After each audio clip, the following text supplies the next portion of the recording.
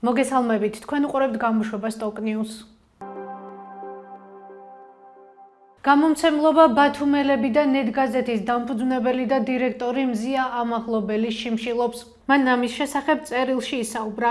საიას ხელმძღვანელის ნონა ქურდოვანიძის თქმით, ამაღლობელი საკვებზე უარს პროტესტის ნიშნად ამბობს. სწორედ ეს ორგანიზაცია იცავს დაპატიმრებული ჟურნალისტის უფლებებს. ნონა ქურდოვანიძის თქმით, ის მუხლი, რომლითაც ამაღლობელია დაკავებული, არ არის ის, რომლითაც მისი ქმედება შესაძლოა დაისაჯოს, რადგან ირაკლი დგებუაძის ჩვენებაში წერია, რომ დარტყმის შედეგად მარჯვენა ლოყასა და ყურში სიწითლე აღინიშნებოდა და განიცადა ფიზიკური ტკივილი. ამაღლობელი 11 და 12 იანვარს ორჯერ დააკავეს. მას უწყება პოლიციელზე თავდასხმაში ზდებს ბრალს. გამოძიებაც ამ მუხლითაა დაწყებული. პირველ რიგში თავად მუხლი არის შეცდომა, როგორც აცხადებს ახალგაზრდა იურისტთა ასოციაცია, რა მუხლითაც დაიწყო მზია ამაღლობელის წინააღმდეგ გამოძიება. და სხვათა შორის არა მხოლოდ ახალგაზრდა იურისტთა ასოციაცია, სხვა იურისტებით, სხვა ორგანიზაციებიდან იგივეს ამბობენ. და მეორე მთავარი სიახლე, რაც ასევე მზია ამაღლობელის საქმეს უკავშირდება, ეს გახლავთ შიმშილობა. მზია ამაღლობელი შესვლის დღიდან, მისი დაკავების დღიდან 12 დეკემბრიდან დღემდე შიმშილობს, ის იღებს მხოლოდ წყალს, სხვა საკვებს ის არ იღებს და ეს არის მისი მხრიდან პროტესტის ფორმა. მან მოგწერა ამის შესახებ ბათუმელებს გვაცნობა წერილით და გვითხრა, რომ არაპირებს რეჟიმს დაითანხმოს, ასე ვთქვათ, და ეს არის მისი პროტესტი რეჟიმის და სისტემის დღის წესრიგის წინააღმდეგ. ჩვენთვის ძალიან რთული მოსასმენი და აღსაქმელია ეს ამბავი ცხადია, იმიტომ რომ ჩვენ ბუნებრივია ყველას გვინდა მზია ამაღლობელი იყოს ჯანმრთელად და ისე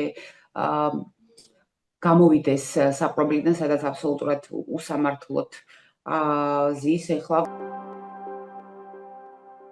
წელიწად ნახევარი პატიმრობაში და 1 წელი პირობითი ჯებირების დაზიანების საქმეზე ბრალდებულებს დღეს საპროცესო შეთანხმება გაუფორმეს. ისინი პატიმრობაში კიდევ 10 თვეს გაატარებენ. გადაწყვეტილება დღეს 20 იანვარს სასამართლოს სხდომაზე გახდა ცნობილი. ომარ ოკრიბელაშვილმა და საბა მეფარიშვილმა აღიარეს მათ მიერ წაყენებული ბრალდება. პროკურატურა მათ გასული წლის გაზაფხულზე რუსული კანონის საწინააღმდეგო აქციის დროს 400 ლარიანი ჯებირების ჯგუფურ თავდასხმას ედავება. ბათუმის რეგიონალურმა ტელევიზიამ 32 წლის მაუწყებლობის განმავლობაში პირველად შეაჩერა მაუწყებლობა. ამის შესახებ საგანგებო განცხადება დღეს არხის ადმინისტრაციამ გაავრცელა. მათი თქმით, 1 იანვრიდან ისინი უკვე ვეღარ აწარმოებენ საინფორმაციო და პოლიტიკურ გამოშვებებს და თოქ-შოუებს. რეგიონალურ მაუწყებელთა ალიანსის და ტოკ-ტივის დამფუძნებლის ნათია კუპრაშვილის თქმით, წელს პირველად ახალი სეზონი ახალი ამბებით მხოლოდ და მხოლოდ 2 რეგიონალურმა მაუწყებელმა დაიწყო, 22-მა კი ვერ. TV25 არის 32 წლის მაუწყებლობს 1993 წლიდან და პირველად გაჩერდა. გაჩერდა ისე რომ ასეთი ძალიან რბილი ზეწოლის შედეგად, ესე შეგვიძლია ვთქვათ, არ იყო პირდაპირ შეჭრა, მაგრამ ყველაფერი გაკეთდა იმისთვის, რომ ამ მაუწყებელს აღარ ქონოდა ადგილობრივი წარმოება და ადგილობრივი ნიუსი. მე 2009 წლიდან მუშაობ რეგიონული ტელევიზიების გაერთიანებაში. მანამდე ყოველთვის რეგიონულ მედიას ვიცნობდი, მუშაობდი რეგიონულ მედიისთვის. პირველი წერია, როცა 24 მაუწყებლიდან ახალ სეზონს ახალი ამბებით იწყებს მხოლოდ 2 მაუწყებელი. TV25-მა რაც განაცხადა, უბრალოდ TV25-ის განცხადება უფრო ესეთია საგანგაშოა, იმიტომ რომ ის იყო ერთ-ერთი ყველაზე ძლიერი მაუწყებელი რეგიონულ მაუწყებლებს შორის ძალიან ძლიერი ადგილობრივი ნიუსით. იგივე მდგომარეობა არის დანარჩენ მაუწყებლებში, ანუ შეგვიძლია ვთქვათ, რომ 22 მაუწყებელი არის TV25-ის მდგომარეობაში, გულისხმობ იმ მაუწყებელს, რომლებიც ახალი ამბებს უნდა აწარმოებდნენ ყოველდღიურად, ხო? გვაქვს ძალიან ძლიერი კლება კომერციულ შემოსავლებში ყველა რეგიონულ ტელევიზიასთან, მათ შორის დაკლებული არის კატასტროფულად TV25-ის შემოსავლები. გამოსავალი შეიძლება იყოს პოლიტიკის ცვლა იმ აქტორების მხრიდან, რომელსაც ჯერ კიდევ ეფიქრება დემოკრატია ამ ქვეყანაში. ჩვენ ახლა არ მივმართავთ ეგრეთ წოდებულ ხელისუფლებას, იმიტომ რომ ამას აზრი არ აქვს, იმიტომ რომ მათი მიზანი, ძალაუფლებაში მყოფთა მიზანი არის გაჩერება რეგიონული მედიის. ჩვენ ახლა მივმართავთ ადამიანებს და იმ ძალებს, რომლებსაც უნდათ დემოკრატიის გადარჩენა ამ ქვეყანაში, რომ 20-24 წელმა აჩვენა, რომ ყველაზე მთავარი შეცდომა იყო სუსტი მუშაობა რეგიონებში, მათ შორის არ გათვალისწინება იმ ხმების, რომელიც ისმოდა რეგიონული ტელევიზიების მხრიდან. ის რომ დონორი ორგანიზაციების მხრიდან იმ საერთაშორისო აქტორების მხრიდან, რომლებიც მუდმივად დარდობენ ჩვენს ქვეყანაში დემოკრატიაზე, არ არის არანაირი რეალური მხარდაჭერა რეალურად რეგიონული ტელევიზიების, ეს არის ამის უკვე არათუ დიდი შეცდომა, არამედ დანაშაული. ზოგჯერ მგონია, რომ სტრატეგიებს, ვინც უწერს, თქვათ, ასეთი ტიპის აქტორებს, ვისთან იმუშაონ, როგორ იმუშაონ, მგონია, რომ იქაც ჩანერგილი ყავს კრემლის ხალხი, იმიტომ რომ მიიღონ არასწორი გადაწყვეტილებები, როგორც იყო მიღებული 20-24 წლის არჩევნების დროს, რამაც მოგვიტანა ის შედეგი, რომ ეხლა რიგითი ადამიანები იტანჯებიან მიღებული შედეგებით. სწორედ ისინი არიან პირველად იმ მსხვერპლი და ვერ აღწევენ სამართალს ამ ქვეყანაში. და ამ გაკვეთილს ჭირდება გათვალისწინება, იმიტომ რომ თუ ეს გაკვეთილი არ იქნა გათვალისწინებული, ის მონისტური რეჟიმი, რომელიც ახლა მყარდება ჩვენ ქვეყანაში, აუცილებლად მიაკითხავს ყველას, ვინც კი ახლა კიდევ გადადგამს არასწორ ნაბიჯებს საქართველოში. პროევროპული აქციის მეხუთე დღე ახალციხეში. მოქალაქეები ამჯერად შოთა რუსთაველის ძეგლის მიმდებარედ შეიკრიბნენ და ხელახალი არჩევნების ჩატარება და რეჟიმის პატიმრების განთავისუფლება მოითხოვეს.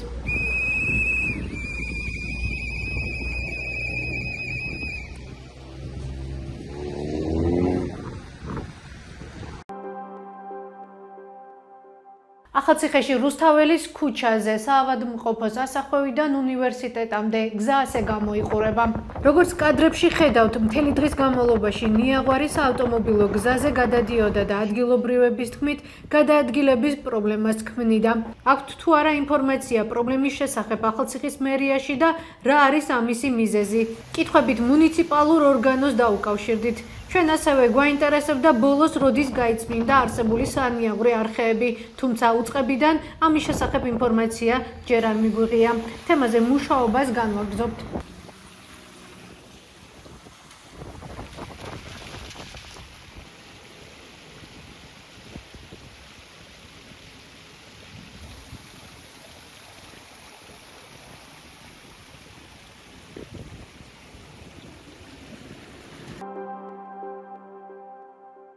ახლა კი ტრადიციულად გიტოვებთ ამბებს ოკეანეს მიღმა მეტი და დეტალური ინფორმაციისთვის ეწვიეთ ჩვენს ვებგვერდს TokTV.gi და Facebook გვერდს TokTV. გმადლობთ რომ გვიყურებთ. ხვალამდე.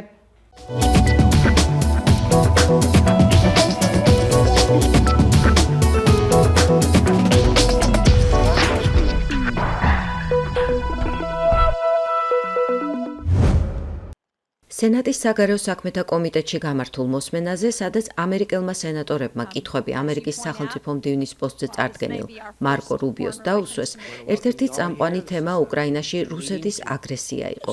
რუბიოს თქმით, ომი უნდა დასრულდეს და ამისთვის დათმობებზე წასვლა ორივე მხარეს დასჭირდება.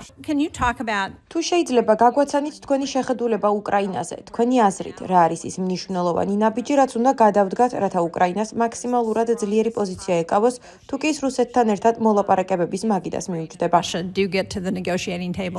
Now, what Vladimir Putin has done is unacceptable. There's no doubt about it, but this war has to end. ის რაც ვლადიმერ პუტინმა ჩაიდინა მიუღებელია, ეს უეჭველია, მაგრამ ეს ომი უნდა დასრულდეს და ვფიქრობ, მისი დასრულება შეერთებული შტატების ოფიციალური პოლიტიკა უნდა იყოს. ეს არ იქნება იოლიქსა. ამას თამამი დიპლომატია დასჭირდება. მსგავსი მიზნის მიმსახსევად მნიშვნელოვანია, რომ ყველა რეალისტურად განეწყოს. დათმობებზე წასვლა არა მარტო რუსეთის ფედერაციას, არამედ უკრაინელებსაც მოუწევთ.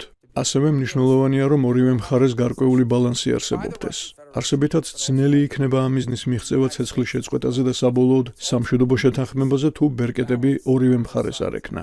მარკო რუბიო 2010 წლიდან ფლორიდის რესპუბლიკელი სენატორია. სენატის საგარეო საქმეთა კომიტეტში მას კარგად იცნობენ, რადგან იქ თავადაც 14 წელი იმსახურა. Marco's a smart guy. მარკო რუბიო ჭკვიანი კაცია. ის ყველაფერს იღონებს იმისთვის, რომ ჩვენ გაუთავებელი ომები არ გქონდეს. ვფიქრობ, ყველა ერთ პოზიციაზე ვართ. რუსების წაგება და უკრაინის მოგება გვსურს. ერთობლივად უნდა ვიმუშაოთ იმაზე, რომ ეს ასეც მოხდეს. That every war ends with a political arrangement. ყველა ომი პოლიტიკური შეთანხმებით სრულდება. უკრაინის მთავრობისთვის ბერკეტების მაქსიმალურად უზრუნველყოფა უნდა მოხდეს და ვფიქრობ, ეს უნდა იყოს შეერთებული შტატების პოზიცია. რუბიომ სენატში შეაჯამა მსოფლიოში შექმნილი ვითარება. მას ქაოსი უწოდა და ხაზი წესრიგის აღდგენის აუცილებლობას გაუსვა, რაც იოლი საქმე არ იქნება. In Moscow, in Tehran, რუბიოს თქმით, დიქტატორები მოსკოვში, თეირანსა და ფხენიანში ქაოსსა და უწესრიგობას თესავენ, ემხრობიან და აფინანსებენ რადიკალურ ტერორისტულ ჯგუფებს. შემდეგ კი გაეროში ბერკეტად ვეტოს ძალას და ბირთვული ომის საფრთხეს იყენებენ. სახელმწიფო მდივნობის კანდიდატი მიიჩნევს, რომ ამერიკას სამომავლოდ უფრო მოქნილი საგარეო პოლიტიკა დასჭირდება, რათა ვაშინგტონმა შეძლოს ჩინეთზე დამოკიდებულების საფრთხის თავიდან აცილება. if we don't change course, we are going to live in a world. კურსს თუ არ შევცვლით, ისეთ სამყაროში მოგვიწევს ცხოვრება, სადაც ჩვენთვის მნიშვნელოვანი ყოველდღიურობის უმეტესი ნაწილი, უსაფრთხოებიდან დაწყებული ჯანდაცვით დამთავრებული, იმაზე იქნება დამოკიდებული, მოგცემს თუ არა ჩინეთი ამის უფლებას. ამგვარი შედეგი მიუღებელია. გამხსნელ მიმართვაში თუ სენატორების კითხვებზე გაცემულ პასუხებში მარკო რუბიოს საქართველო არ უხსენებია.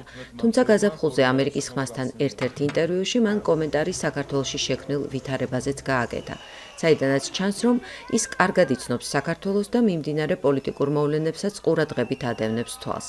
რუბიოს კომენტარი 2024 წლის მაისშია ჩაწერილი, როცა საქართველოში ეგრეთ წოდებული უცხოეთის აგენტების კანონის მიღებასთან დაკავშირებით მასშტაბური საპროტესტო აქციები მიმდინარეობდა. I don't want to see Georgia grow closer to Russia. რუსეთთან საქართველოს დაახლოების ხილვა არ მსურს. ეს მათ მიერ არჩეული პარლამენტია. ვფიქრობ, კანონს ჯერ ვეტოს დაადებენ, შემდეგ მას დაძლევენ. შემაშფოთებელი ვითარებაა და აშკარაა, რომ ამას საქართველოში ხალხი ქუჩებში აპროტესტებს. ეს შემაშფოთებელია, მაგრამ ჩვენ ამაზე უშუალო კონტროლი ვერ გვექნება. საქართველოს პოლიტიკაში განსხვავებული შეხედულებებია, ხომ ასეა? არის პრეზიდენტი, რომელსაც კანონი არ მოსწონს. საკანონმდებლო შტო, რომელსაც ის მოსწონს. კანონმდებლების ნაწილს კი არ მოსწონს. საზოგადოებიდან უამრავი ხალხია, ვინც კანონს აპროტესტებს.